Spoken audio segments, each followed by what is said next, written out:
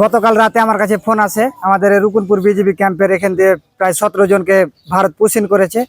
তো আমরা রাতে আমার এই রুকুনপুরের পার্শ্ববর্তী গ্রাম, আমার সুখান্দি গ্রাম আমার বাসা। তো ওখান থেকে আমি আমাদের যত পোলাপান আছে, ইয়াং জেনারেশন, সবাইকে নিয়ে বের হই।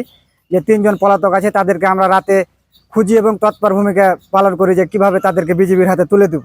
আমরা আনুমানিক রাত 1টার দিকে ফুটবল বিশ্বকাপ দেখার জন্য দোকানে বসেছিলাম। এমতো অবস্থায় একজন খবর পেলাম যে ভারত থেকে পুশিন হয়েছে রকুনপুর পূর্ণভাবা নদী দিয়ে, সুখডোবা জল্লদ্দিন নদীর মুখ দিয়ে আর কি।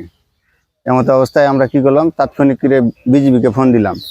বিজিবি সহকারে আমরা মাঠের দিকে দৌড়িয়ে গেলাম এবং দৌড় দিয়ে ধরে আর কি তাদের আমরা কবজা করলাম। আমরা রাত্রে যখন 1:30 বাজে তখন হঠাৎ চিল্লি এবং মানুষজন দেখে তখন বিজেপি আটক করে, জনগণ সহযোগিতা করে, তার কারণ তাদের ধরে বিজেপি নিয়ে যেয়ে আবার তাদের দেশে সীমান্তে পার করে দিয়ে চলে এসেছে।